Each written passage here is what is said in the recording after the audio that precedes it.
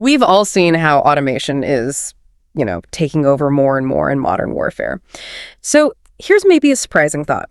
What if the future of really cutting-edge air combat actually needs more human input, not less? Today, we're diving into China's J-20S. It's a new twin-seat version of their pretty formidable fifth-generation fighter. And what's really striking is that it's the first operational aircraft of its kind. Fifth gen, 2 seats. This one development, well, it could genuinely rewrite the playbook for air power. Okay, let's get into it. We've done a deep dive into our source material today, excerpts from China's J-20S, a new era in fighter combat, to really pull out the key insights. We want to understand, why is this such a big deal? What's it really telling us about where air power is headed? That's exactly the question. This isn't just sticking another seat in a plane they already had. This move by China, it really signals a profound strategic shift in how they're thinking about complex air missions. It's about redefining roles, for the pilots, yes, but also for the very advanced automated systems working alongside them, making sure they work together perfectly. Right. So the core thing here, the big news, is that Chinese People's Liberation Army Air Force, the PLA-AF, has confirmed it. They've brought a twin-seat J-20 into service. And like you said, it's unique. First time an operational fifth-gen plane can carry a WSO, a weapons system officer, right next to the pilot. We first saw it back in October 2021, but there were rumors before that, maybe called J-20S or J-20B. But, for listeners thinking, hold on, isn't automation supposed to mean fewer crew members? What's the fundamental reason, the why for this design? That's a great question. And it really gets to the heart of it. The two-seat design, it directly helps with greater work sharing, especially on missions that are just incredibly complex. And here's a really crucial piece.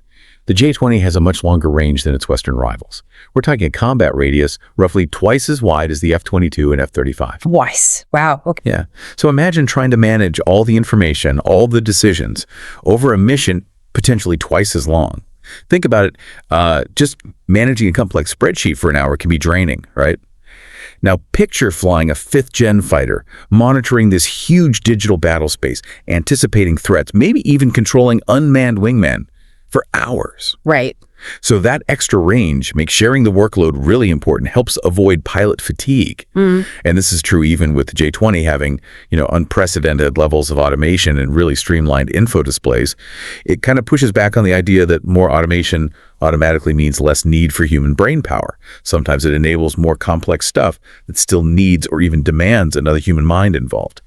That makes a lot of sense, that deep work sharing, especially for those long, complicated flights. So, okay, we understand the why a bit better now. The natural next question is, where is it? Where are we actually seeing this new variant operating right now?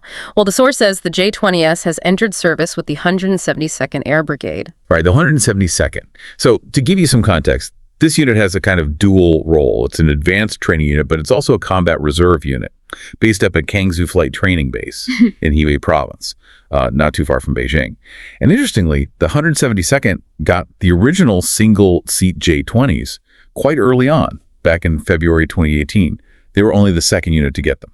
Okay, so they're familiar with the platform already. Exactly. And if you connect that to the bigger picture, the thinking behind putting the twin-seater there, well, it was likely driven by this perceived need to develop totally different tactics for this version compared to the single-seater. Different tactics. Okay. So given that training and reserve role of the 172nd, you might think, so this twin-seater is mainly a trainer. But is that really the whole story here? What are the, the actual combat implications we should be focusing on? Yeah, that's a really important point to clarify. It seems pretty clear the J-20S is not expected to be primarily a trainer. Not at all. Instead, the expectation is it's going to be a frontline combat aircraft, and it will likely make up entire units eventually. Entire units? That seems to be the plan. And it's combat roles. Lots of possibilities mentioned. Serving as controllers for unmanned wingman aircraft. The source specifically mentions the Dark Sword drone that's being developed. Controlling drones from the back seat? Right. Also, potentially operating in electronic attack roles, probably needing some modifications for that. And, maybe crucially, functioning as airborne command posts. Kind of mini AOACS, maybe. Okay, so if it's not mainly a trainer, and it's designed to form whole units and control drones and do EW, what's the broader strategic message here? Are we looking at a future where entire PLA-AF units are built around this two-person crew concept rather than it just being, a niche thing? And speaking of that strategic vision, Abrams, he wrote that book, China Stealth Fighter. He has some interesting thoughts on this. He does. Abrams offers some key insights that really fit with that idea of scale. He points out, and I'm quoting loosely here, that twin-seaters could potentially make up a really large part of the J-20 force.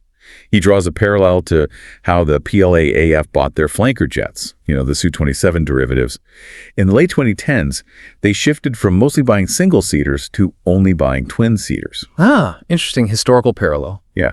And Abrams also noted something visual, that official Chinese artwork, even before the J-20S was officially shown, depicted formations of only twin-seaters, no single-seaters mixed in. He suggests this might indicate they plan for these twin-seaters to form whole units for frontline operations, kind of like their J-16 strike fighters, which are twin seats. That's different from how they used earlier twin-seat fighters like the J-11BS, which were usually just a small part of mostly single-seat units. Right. And Abrams also draws that other historical parallel you mentioned, suggesting the twin-seater could be the foundation for lots of new variants, like strike or electronic attack versions. It really does echo how the Soviets and Russians used the Su-27's twin-seat model as a base to develop interceptors and even, AEW&C platforms, that's airborne early warning and control. Exactly. And that naturally brings us to the sheer scale of potential production here. Now, obviously, a lot is still uncertain about the future J-20S fleet. We have to be clear about that. But it seems highly possible that a very significant chunk of future J-20 production will be these twin-seat variants. A significant chunk. Yes. And here's the kicker. China's Air Force is buying the J-20 on a much, much larger scale than any other country is buying any other fighter class right now. Nobody else comes close in terms of planned numbers for a single type. So if they're building lots of J-20s and a large portion are twin-seaters, well, the J-20S is likely to be produced at far higher rates than any other twin-seat fighter in the world. That scale is really something to consider. It really underscores their strategic bet on this two-crew concept for advanced missions. So pulling it all together, what's the real aha moment from this deep dive? For me, it's that in this era where we talk constantly about hyperautomation, China's making a huge bet on actually scaling up human-machine teaming at the absolute cutting edge of air combat. The J-20S isn't just, another new plane. It feels like a powerful statement, a statement that the human element, especially for complex, long missions and integrating unmanned systems, is still absolutely central to the future of air warfare. And critically, they're planning to produce it at a scale we just haven't seen before for this kind of advanced twin-seat fighter. That's a great summary. So the critical takeaways for you, the listener. The J-20S is the world's first operational twin-seat 5th-gen fighter. It's specifically designed for better work sharing on those really complex long-range missions. It's already out there, deployed with a unit focused on developing new tactics for it. And it's clearly meant to be a frontline combat platform, not just a trainer. It could form entire units. Plus, it's expected to be the basis for multiple new variants, think strike, EW, maybe command roles, and all of this potentially happening at an unprecedented production scale for a twin-seat fighter. So here's something to really chew on. Think about what it means when a major power chooses this path. Opting for advanced human-machine teaming, maybe even increasing the human role in these highly automated systems, instead of just pushing solely for single-pilot operations everywhere. What could that suggest about how the demands of future air combat are changing? Maybe for all air forces. Well, what really stands out to you about this deep dive?